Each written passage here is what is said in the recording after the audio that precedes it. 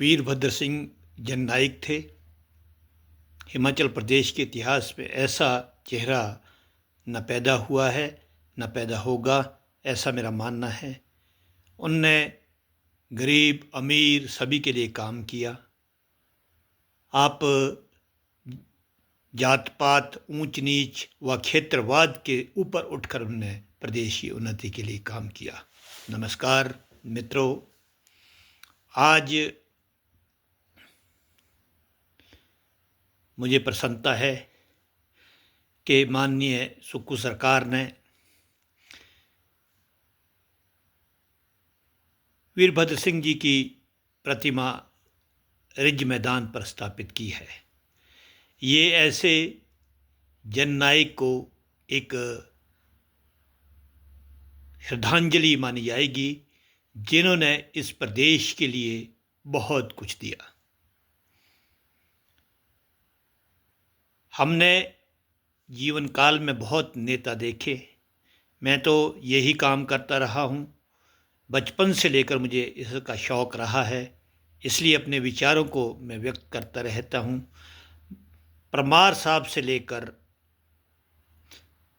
आज सुखविंदर सिंह सुक्खू जी तक सभी मुख्यमंत्रियों के से जो है पेपरों के माध्यम से, उनके प्रेस के माध्यम से कई बार सामने सामने उनके भाषण सुनने का मौका मिला है। इनसे कई लोगों से हाथ उत मिलाना भी हुआ। सुखविंदर सिंह सुक्खू, जब मैं कॉलेज गया उसी साल वो भी कॉलेज में आए, उसी कॉलेज में थे, सीआर बने। और उनकी राजनीति मैंने गवर्नमेंट कॉलेज संजौली से देखी है।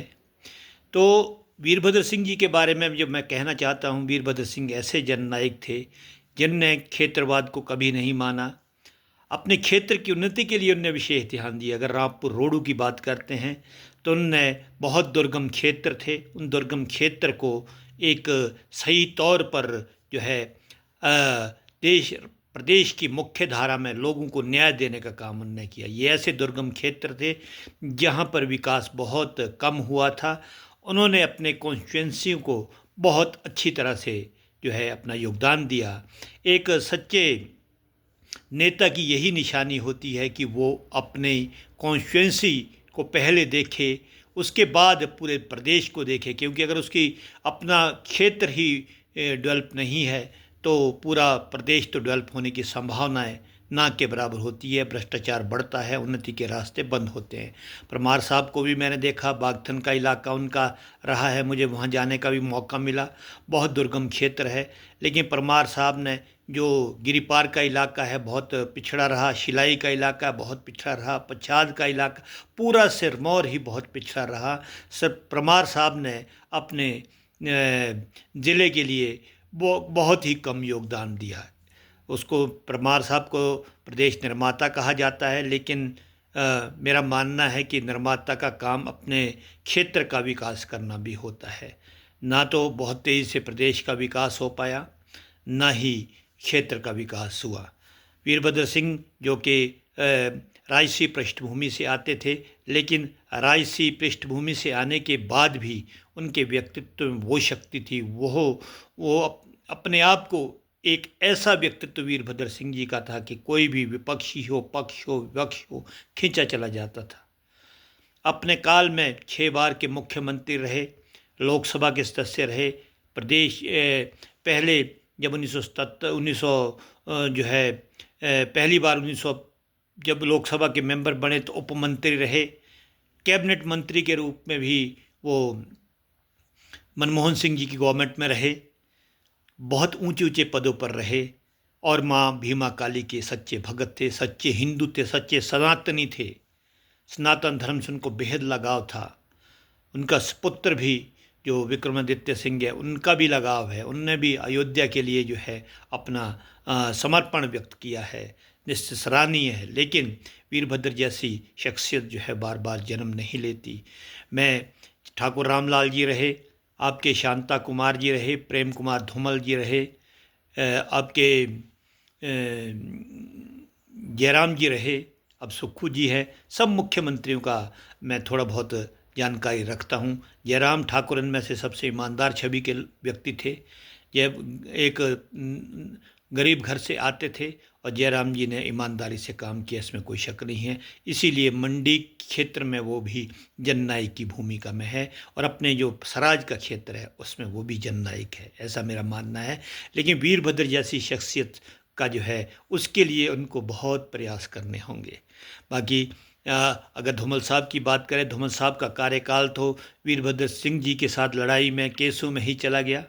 कोशिश करते थे वो भी काम करें। शांता कुमार जी जब आए, शांता कुमार जी ने जो है एक राजनेता का एक सबसे बड़ा कर्तव्य, जब आप सत्ता संभाल लेते हैं उसको कूटनीतिक होना भी आवश्यक है।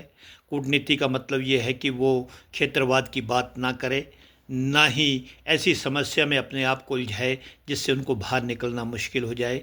जब वो दूसरी बार चीफ मिनिस्टर बने, पहली बार भी उनको कम मौका मिला चीफ मिनिस्टर बनने का। दूसरी बार जब चीफ मिनिस्टर बने तब भी जो है उनने सेब वालों के लिए बहुत अच्छा उन्होंने नहीं प्रदर्शन किया। उस वक्त कोटगढ़ गोलीकांड में 3 लोग मारे गए। तो भेदभाव की जैसी राजनीति समझ आई। हो सकता है शांता कुमार जी का इससे नाता ना हो, लेकिन ये माना जाता है कि उनकी सरकार थी तो नाता उन्हीं का होगा। और थोड़े ही समय के बाद उन्होंने सोचा था, नो वर्क नो पे जैसे लागू किए, ईमानदारी से काम करने की कोशिश की। मैं ईमानदार व्यक्ति मानता हूँ शांता कुमार जी को भी। ऐसा नहीं है कि मैं उनको जो है ना जी उनके चित्रहरण की बात नहीं करता, ईमानदार मानता हूँ, लेकिन कूटनीति का भाव उनमें था।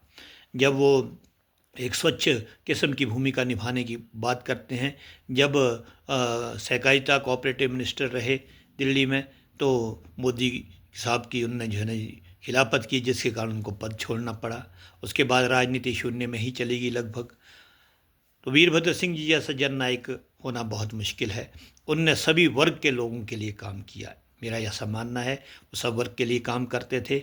और सबसे बड़ी बात मैं ये मानता था कि एक तो क्षेत्रवाद से ऊपर उठ के बात की, ईमानदारी उनमें थी, कभी भी वो विचलित नहीं होते थे। और सबसे जो बड़ी बात मैं उनको मानता हूँ, कभी भी उन्होंने इस बात का रोना नहीं रोया कि इस प्रदेश सरकार पर कितना बोझ है, कौन छोड़ के गया है, क्या किया है।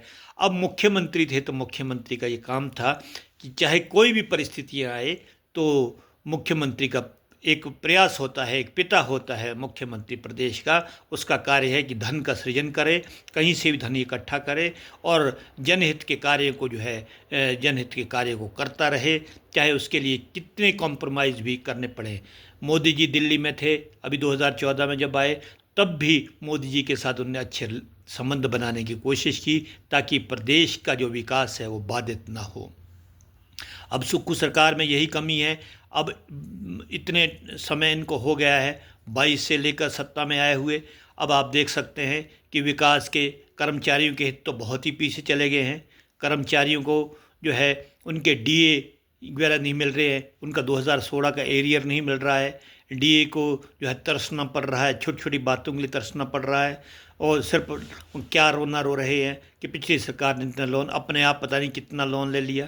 तो ये बात मैं सुक्खू साहब को मैं ये नहीं मानता कि सुक्खू साहब वो भी बड़े कूटनीतिक है, संगठन करता है, बहुत बढ़िया आदमी है, लेकिन संगठन करता ही नहीं है। एक पिता की भूमि में होना एक बहुत है। हर वर्ग के लोगों को न्याय मिलना चाहिए, उनको सहायता मिलनी चाहिए, खासकर कर्मचारी जो रीढ़ है प्रदेश की, क्योंकि उनका जो इनकम टैक्स है, उनके पास जो पैसा आता है, उसका जो कर जो है सरकार के खाते में जाता है, उस कर के माध्यम से जो है प्रदेश सरकार के बहुत कार्य चलते हैं और उनको न्याय नहीं मिलना चाहिए। वीरभद्र सिंह ने कभी भी इस बात का रोना नहीं रोया कि मेरे पास धन नहीं है, मेरे को किसी पिछली सरकार ने जो है इतना कर्ज छोड़ा है, अब मैं प्रदेश सरकार चलाने में विफल हूँ, ऐसा उनने कभी नहीं कहा।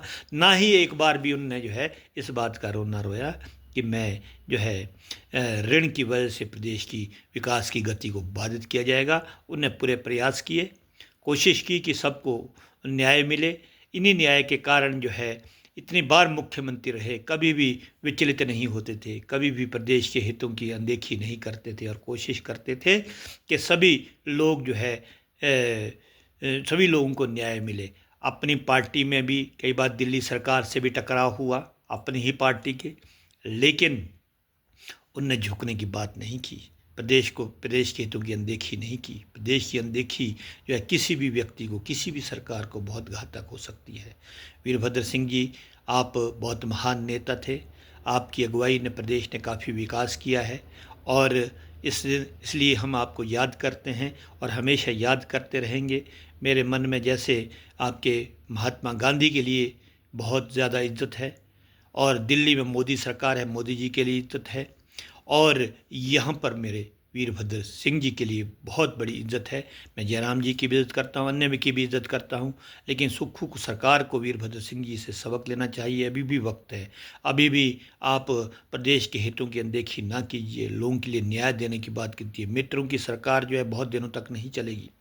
मित्र जो है, जो मित्र बार बार चुनाव भी जीतते रहे, वो मित्र भी पराजित होंगे, ऐसा मेरा मानना है। इसलिए वीरभद्र जी से थोड़ा सबक लीजिए और प्रदेश के हितों के लिए काम कीजिए। मैं वीरभद्र सिंह को अपने जीवन काल में तो याद करता हूँ, सदियों तक ऐसे लोगों को याद किया जाता है। जब तक ये प्रदेश रहेगा तब तक वीरभद्र जी की सेवाओं को ये कृतज्ञ राज्य याद रखेगा और उनके जो ईमानदारी के कार्य है उनको भी याद रखेगा, उनकी देवी देवताओं के प्रति जो भावना थी उनको याद रखेगा, समाज के लिए उनका योगदान था उसको याद रखेगा, अपने क्षेत्र के विकास के लिए जो कार्य किया, प्रदेश के विकास के लिए जो कार्य किया उसको याद रखेगा।